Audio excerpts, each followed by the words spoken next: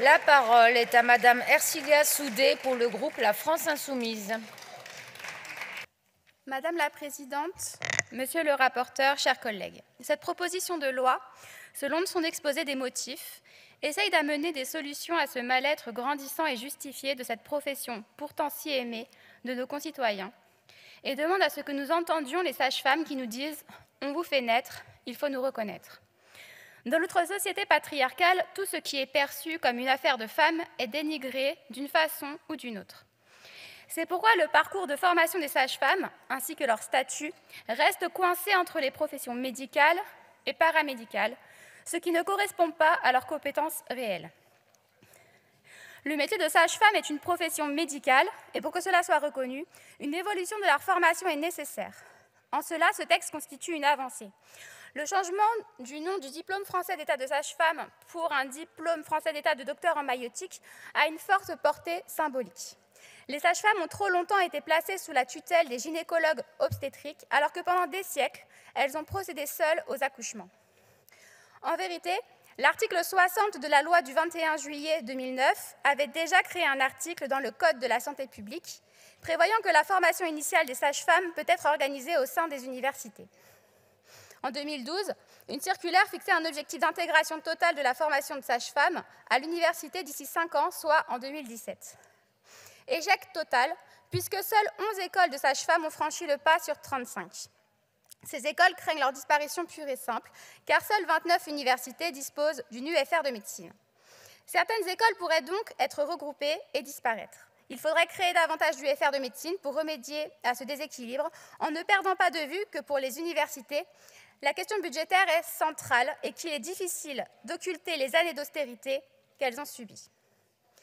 Le rapport de l'IGAS de juillet 2021 recommande d'élaborer un plan destiné à finaliser le processus d'universitarisation sous l'égide d'un comité de suivi national qui réunirait d'abord les différents acteurs. La date butoir proposée du 1er septembre 2027 nous semble bien lointaine. Ceci étant posé, le mal-être des sages-femmes ne saurait de toute façon être résolu par ce texte dont les avancées sont insuffisantes. Il faut absolument qu'elles soient accompagnées d'une revalorisation salariale conséquente et pas sous la forme d'une prime qui disparaît à la moindre absence pour maladie ou grossesse. Un quart des sages-femmes n'ont pas touché les primes et revalorisations engagées en 2021. Quelle absurdité que celles qui aident les femmes à accoucher soient pénalisées quand elles-mêmes accouchent.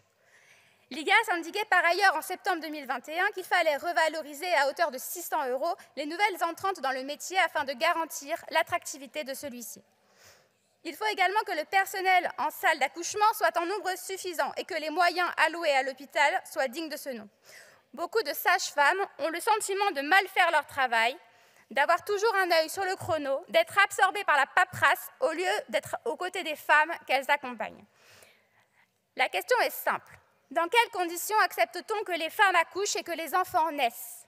Plus de la moitié des événements indésirables graves survenus en obstétrique seraient évitables selon un rapport de la Haute Autorité de Santé publié le 21 novembre 2022. La surcharge de travail et les sous-effectifs sont mis en cause dans les accidents dans la majorité des cas. À la maternité de Meaux, en Seine-et-Marne, il manque 6 sages-femmes, soit 25% des effectifs, qui même à plein seraient insuffisants.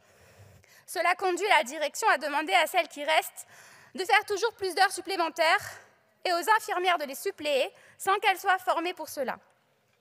Après tout, l'accouchement est une affaire de femmes. Et ce sont des femmes où est le problème.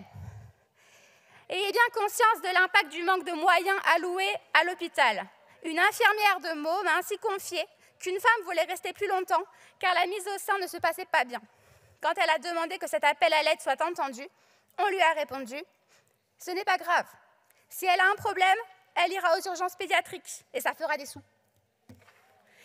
Face à ce cynisme, l'infirmière a fait un burn-out. « J'ai dû la mettre dehors, m'a-t-elle dit. Le soir, je suis tombée sur mon tapis et j'ai oublié d'aller chercher mes enfants.